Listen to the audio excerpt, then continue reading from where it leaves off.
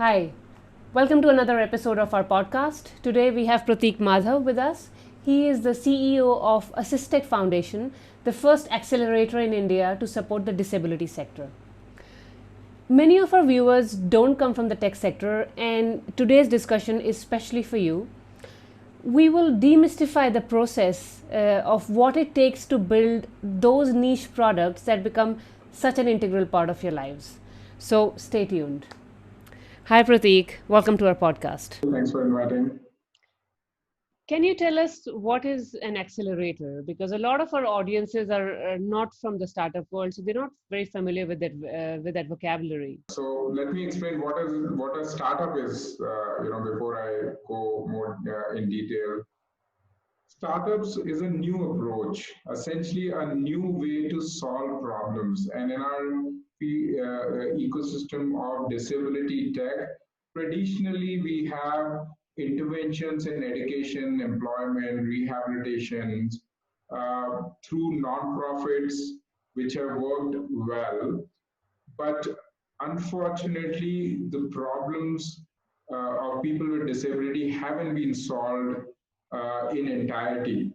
So there are a couple of young people sitting in Bangalore in their flat trying to innovate a tech which will help visual impairment people in the mobility and navigation. Yeah. So that's really is a startup. It's a small company with limited set with a point solution or a point product to solve one aspect of the problem. Traditionally, we have all bought groceries through the next door Kirana store or a grocery store. But what do we do today?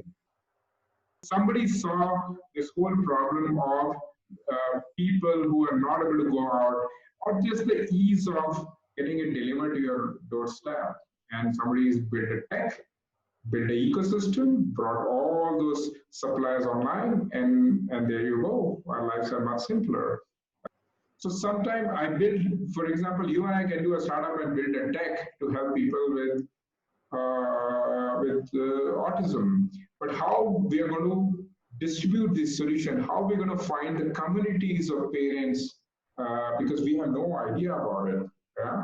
So through government, through non-profits, we need an ecosystem around the startups who would help these startups grow. So 10 users are great, but when will you reach 100? When will you reach 1,000? When will you reach 10,000? The growth journey. You need an ecosystem of community in our world of in disability, NGOs, government, corporates, institutions, investors. So they need an ecosystem of people to help them grow and be successful and distribute the solutions to and make it available to multiple people with disability. That ecosystem is accelerator. Right. Now there is a journey which startup go through. So earlier part of accelerate, ecosystem for startups is called incubator, like a kid incubator.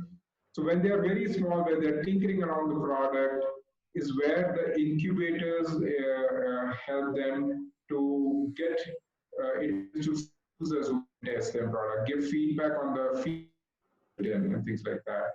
But once they have a product, they have few customers, they know that they're a real company from a perspective that the users who are people with disability in our case really need that product. You need an accelerator to grow these companies. Right. And why do we need startups and such an ecosystem, specially designed for the disability sector? When I started looking at startups in India, and I'm happy to say to share that there are 300 plus startups whom we have discovered. They faced two sets of problem. One, which is typical startup problem where they need funding to grow. Somebody needs to invest in them. So a typical startup problem of investors not really being aware of our disability tech market. Now, technology, business, disability, in one sentence, people say, you do what? So to create the awareness about startup in this world. Number two, why they need ecosystem is because essentially the fact I was saying, I can have 100 users through my personal network, but the problem with this, we are talking about a billion people in the world with, with some of the other kind of disability. We're talking about 70 million people in India. These people live in rural areas. 70% of people with disability in India live in rural areas. How are you going to distribute your product to them? Somebody in UP, somebody in Bihar, somebody in Assam. If you're a Bangalore-based startup, you have no means and resources to distribute the products. Somebody has to really advise you. Somebody has to help you build those partnerships with the government, local government. That could be a solution. So distribution is in key. How are we going to monetize the product? Sometime in the user, the end user may not be able to afford your device or the tech.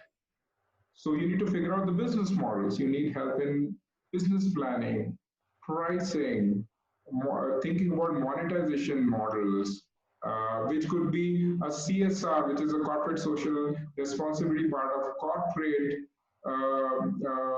can invest money in buying that tech and make it available free for a user with disability. And I think without an ecosystem which help them start up, I don't think they're going to survive. A lot of these failure rate in startups, so I think, is 90% plus. So 100 startups which open up, 90 of them die. And disability tech, don't even ask. So I'm happy to share, Swati, that we are now ATF, which is the organization which I lead, is collaborating with 7 other countries to build a global alliance. This global alliance will help assistive technology startups across the world. So there are folks from Australia, New Zealand, Ireland, Canada, UK, and Kenya, and China as well. So all these countries are coming together. I'm very excited that this global alliance will bring so many resources to our startup, and I'm sure we'll be able to contribute so much, in solving this problem, which is a global problem. Can you tell us a little bit about the kind of solutions you have supported so far at ATF? Okay, great. So we, since our last couple of years of journey, Swati, we have selected around 11 startups, and you'll be amazed that number of startups whom we have discovered in the country are 350 plus. So we selected 11 startups. We have 2 batches, as in accelerator term, we call it 2 cohorts of startups. They have around 35 assistive technology products. And we are already able to reach out to 1.6 lakh people with disabilities. 160,000 people is whom we are already able to reach out to. And these are all global, not only in India, they are beyond India as well. Yeah, a phenomenal company called ID, which is helping visual impairment people on navigation in the education use cases as well. So they had an app, which is the #1 app in both iPhone and Android market, to help people with disability on navigation and other stuff. They also have a wonderful PDF reader, which is available in all Indian languages and I think around 12 to 14 foreign languages as well. And that is PDF reader helps the students with visual impairment to go through their study material. Yeah. Okay.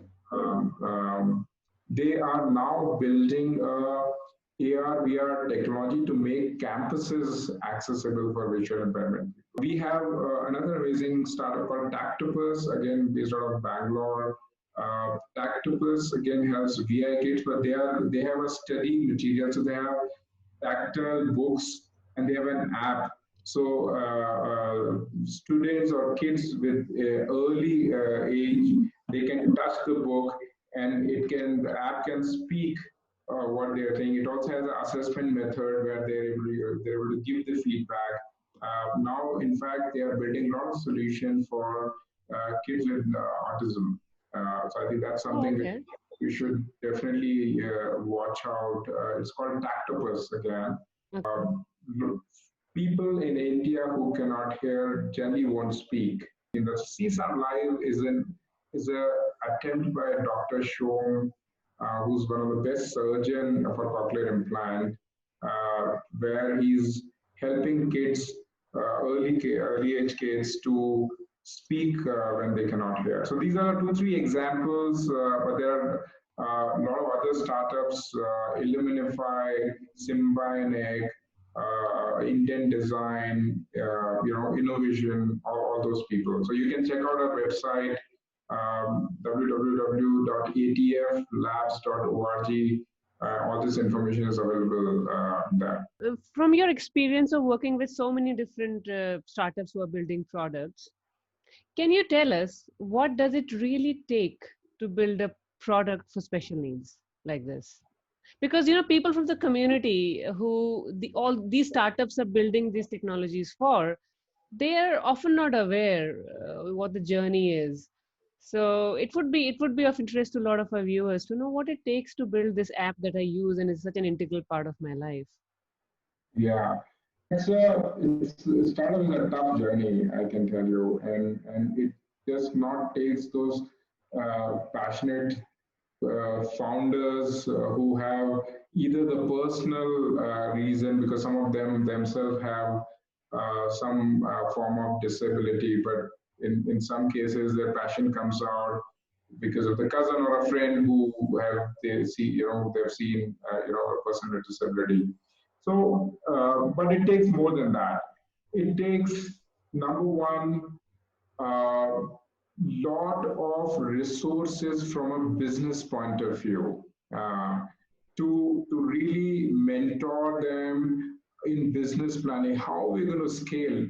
Getting 10 users was great, but then getting a million user or 10 million users is going to be hard. So how it's going to be journey through in that whole growth path.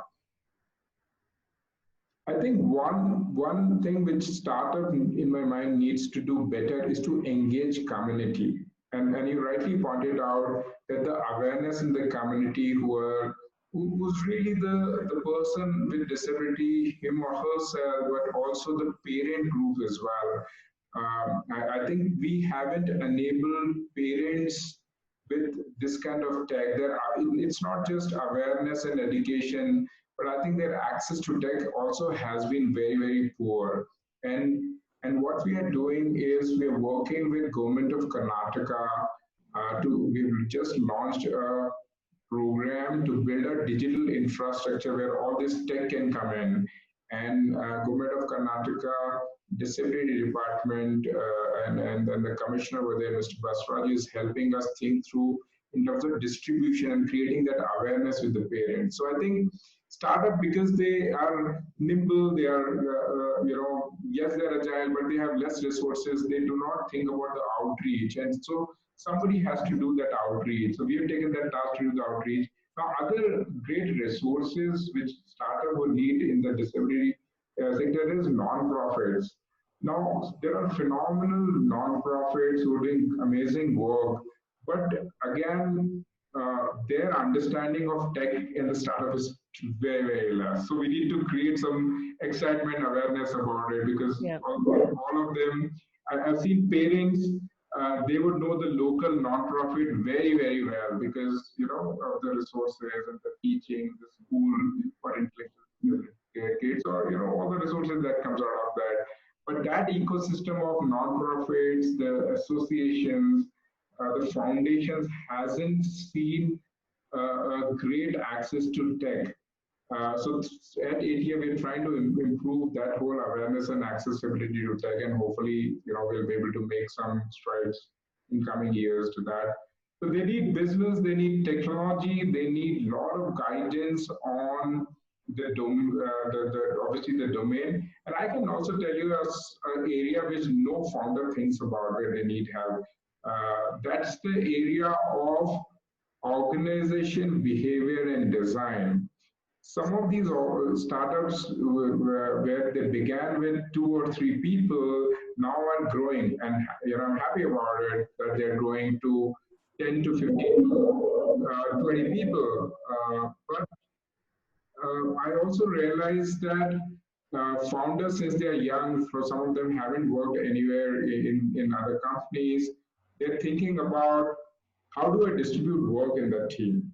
What's uh, what's going to be should be my recruitment strategy for my company, right? How I build the whole culture which will sustain beyond me. Uh, so we work with some of the professors from IIM Bangalore, some of the industry experts as well to help mentor startup founders on some of these aspects. So when you build this alliance across, global alliance with bringing partners from so many other countries, how would you, how, let's say if you take an example of a particular product, how would you embed it into so many different societies at the same time? That's a very, very important question because, and that's why I said product is just 10-20% part of it, right? The tech is only 10-20% part of it. Rest of it, and an important part which you rightly identified, Swati, is the whole adoption part of it in society, which is cultural acceptance, societal acceptance. It is so important to mentor these startups on the design of these products. We are not a sector where one size fits all approach will work. Yeah. So while within India there are, if somebody is building a wheelchair or somebody is building a tech solution for an autistic kid, then there are going to be varieties of experiences which needs to be provided. And through our disability council and the design expert, that's what we are trying to incorporate is that the product has to be catering to multiple versions or multiple flavors of disability than really targeting. And think of it, for startup, it is really important that their market which they are trying to reach is large. So if they build a point solution which only is for a million people, they're going to shut off. Yeah, right. No investor is going to come and invest in them. So and that's where our thinking has been to include that whole design element, which will hopefully cater to a larger mass and the varieties and the flavors of it. There is no universal product. I mean, Yeah. Do you have a message for the communities that these startups are building technology for? sure. I have two messages, Swati. The first one is please embrace technology. Uh, it can really change the way you approach disability. Like I said earlier, tech doesn't discriminate, and I have seen a lot of people when they start experimenting, uh, embracing tech, their life changes. See, because what do we need to do? We need to get these kids with disability get better educated. Mm-hmm. In COVID times, all the schools are shut. What we're going to do? All the other kids have gone to their digital classes, but some of the schools whom I know who used to provide care and education for special kids or intellectual disabled kids are not opening. So you need tech. There's phenomenal tech that's available where education can be delivered where they are. Yeah. Uh, we need all these kids to join workforce. We're talking about 50 to 60% or probably even more kids with autism, they do not enter into workforce. I can tell you a few companies who are really welcoming these kids into workforce, but are we ready? It's not about industry being ready. I can tell you so many people who are ready to employ these kids, but have we done enough to prepare our kids to be ready to do those jobs? And I'm sure we have. I mean, there's no doubt about it, we have. But all I'm requesting is to really embrace the technology. It'll change your point of view. Second, very briefly, I think create a network fund. And by that, I mean, I know there are a lot of investments that go in taking care of these kids with disability and autism spectrum as well. But if you put a little bit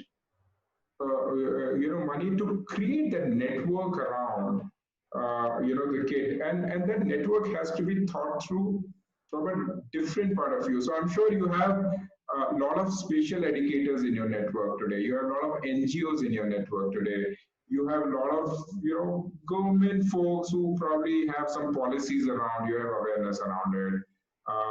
You have parent groups already who are helping co-create solutions or helping each other out. This is all great, and this is going to be continuing to be your foundation to it.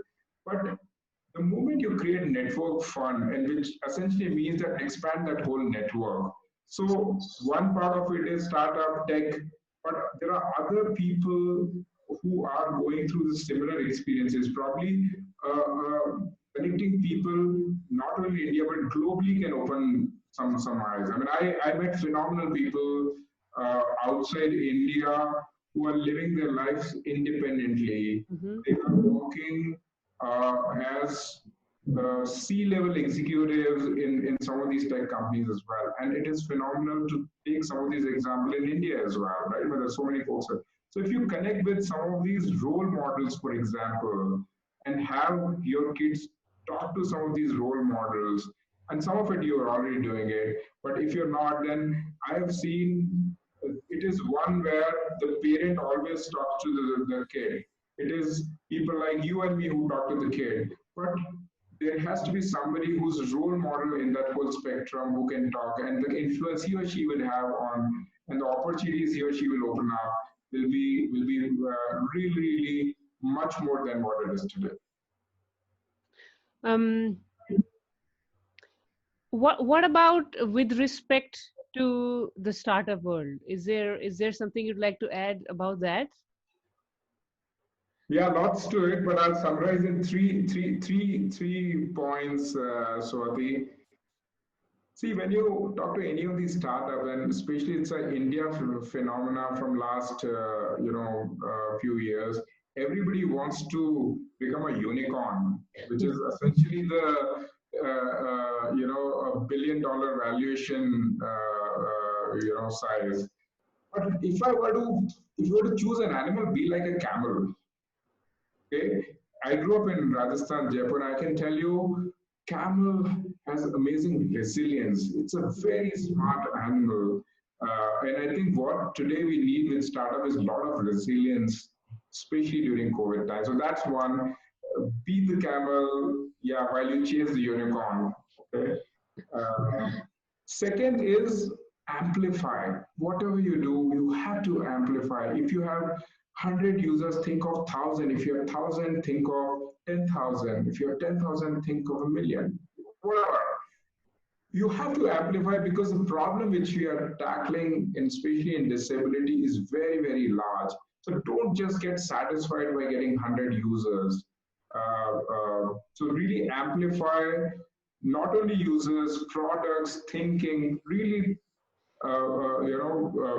be at the forefront of bringing new ideas, but really amplify anything which you do, because the problem which you're dealing is very large. So that's second. Third, which I see it every day working with startups, they have a whiteboard where they write their priorities, and I can tell you there's no white space left in that whiteboard. So ruthless prioritization. I think prioritization has stopped working. You have to be ruthless about it. And if you do not do it, given the limited resources you have, suddenly you realize that you are making progress. I'm sure there's a lot of phenomenal work happening, but are you making progress? Do you really have defined the goals? Do you have a 30, 60, 90-day plan? And anything which you did today, is it getting you and your company closer to that goal. Yeah, so ruthless prioritization. Wow, that's really really very valuable advice. I haven't heard of the camel metaphor before. You mentioned COVID a couple of times, so let's talk about that a little bit more. That's the most concerning topics all of humanity is facing right now. So, can you tell us some of the challenges people with disabilities are, especially autism, because our audiences mostly come from the autism world, Yeah. they are facing in COVID times? One, I realized that kids who need to get the education aren't getting that education. And I was talking to somebody, and we are at a risk of some of these kids losing a year of their development milestone. Second, kids who potentially could enter workforce because of this whole demand supply issue, this whole recruitment is a challenge. It's right. How do you really recruit people with disability during this time? And some of the companies might take a back seat on that agenda. That concern, that I think is a big concern personally for me as well. In general, since the priorities of the society are going to change or are changing already to take care of the COVID, which is rightly so needs attention. I also know that the investment in sectors like disability is going to be less and less. So, so for example, the CSR, the corporate social responsibility money for the projects in different areas, a lot of it is now getting redirected or invested in for COVID care, which is definitely required. But any money there, unfortunately, is also a money less in disability kind of area. So that's an area of concern for us as well. So these are two, three areas where I think we are already facing challenge, or we are going to face more and more challenges. Like you said, of course, the money is getting redirected to deal with COVID, understandably so as well. So, so in addition to funding, do you have any advice for startups on how to sustain post-COVID? So I think, I mean, time is hard, but what do you do? You got to be more creative, more innovative to take care and deal with the situation. So already startups are so agile, and I can tell you some of them who were not actually able to reach out to their audiences are able to reach out to them now. If I were to advise the community, this is the time where you have to probably embrace tech all the more.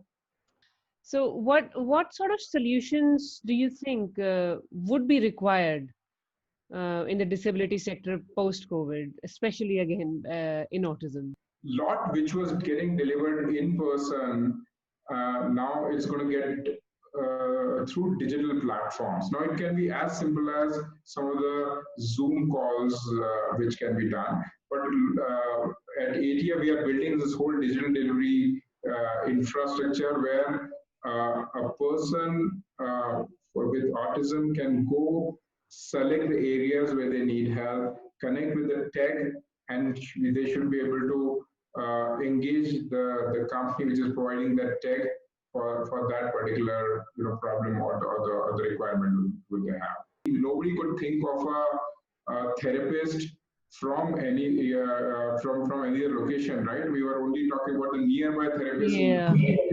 Now I can tell you there are a lot of these therapists who are available for online consultation. Like all of us are doing doctor consultation online. So why don't Yeah, we? absolutely. Yeah. So you've had some experience in the corporate world and also in the disability sector. There's been a lot of overlap between the two as well. So can you share us what led you to where you are today? Grew up in Jaipur, like I said before. I did my engineering from IIT Jaipur. I went to IIM Calcutta to do my MBA. 20 years in corporate, so lived in different places, learned a lot from the industry leaders. My last role was with Accenture, so that's really the corporate side of life. But last 10 years have been so amazing, a journey in disability sector. Not by design, I just happened to get introduced with a non-profit based out of Bangalore, and I started volunteering.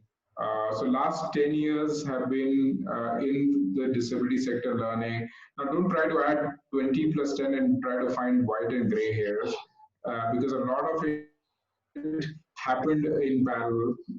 I took a sabbatical from Accenture in 2015-16 to be the CEO of this nonprofit. And then 2018 is where I quit my corporate career to establish ATF, Assistive Tech Foundation, which has taken the agenda of not only helping startups in this world of disability, but also do many other things. So, like I said, we are building this digital infrastructure platform. We are building this global alliance to bring in the whole expertise across the world to our startups and also help the ecosystem. We are, in fact, happy to share that we're going to launch India's first assistive technology awards, which will recognize the work of all the phenomenal startups in this country. And as we speak, we have also opened applications for our next cohort 3 acceleration program. So if you know more interesting startups in disability tech, please introduce us, and we'll be happy to look at their application and see how we can help them. They can also look at our website, www.atflabs.org/apply. So it is atflabs.org/apply to submit their applications. But yeah, I mean, it's been a phenomenal journey. I can tell you, I've learned so much. What element of your own personal growth did this sector contribute to the most? Humility. I don't think I have any right to complain that I don't have anything. I read it sometime back, that I kept on complaining that I don't have any shoe until I saw a man with no feet. We still have so many resources. God has blessed us with amazing people around us, and I think one of the responsibility of us is to really give back. I think big ideas, I don't think they're unachievable now. And ATF is just an example. There's something which did not exist in India. I think it just, I also run marathon, and I can tell you, while we all aspire to do full marathons, 42 kilometer, the journey is run a kilometer by kilometer. What's your message to the young people charting out their own careers right now? If I were to make them think 10 years ahead, so what if they're in 2030 and looking back, if there's one thing they would have missed out, was the opportunity to work in a sector where they can really create impact, and that's really the social sector. It's not traditional at all. There are amazing opportunities. There are phenomenal organizations who are working to create impact. It is going to go beyond and make difference in lives of people, and who are going to be thankful to you forever. So and that is the impact where you're going to be able to see as well. Social sector is designed in a way where you'll be able to see the impact, and that's where the fun is going to come. Take your decisions, and I'm sure it'll be a fruitful journey for you. It has been an amazing journey for me, and I look back and say, why did I miss out the rest of the years? Yeah. So, but I look forward to live more years in this journey to be in social sector. Super excited to see a lot of good organization like yourself, Swati, who are taking forefront, and young folks like yourself who are coming and trying to make immense impact in this world. So congratulations to you as well. You know, people who fresh graduates coming out of college, if they're watching this, they take note of what you're saying and choose wisely. Okay. Sure. Well, thank you very much, Prateek. That was a very, very interesting session. I absolutely loved talking to you. I didn't want to stop. To sum it up, today we discussed what it takes to build technology solutions for the disability sector. Building solutions, products, companies is challenging in any case, even when you're building something for the mass consumer market. And then doing this for us for problems that are faced by relatively smaller communities like in the disability sector poses unique challenges. It also presents unique opportunities, but unfortunately oftentimes those opportunities get overshadowed unless, of course, we dig deeper. So we have two messages today. To those who are building these solutions, we would say dig deep and keep the faith. To those these solutions are being built for, we would say please do whatever you can to support startups in your community. A genuine feedback, negative or positive, however small you think it might be, goes a long, long way. On that note, if you liked what we discussed today, please like and subscribe to our channel. Please tell us in comments what you think. What kind of solutions are you building? What kind of solutions are you looking for? How are you supporting startups in your community? Did you provide a genuine feedback that helped these startups? Please tell us about your journey, about your experiences. This podcast is sponsored by the Talk With Me app that helps people with autism learn social interaction skills. The link to download the app is in description. Until next time, bye bye.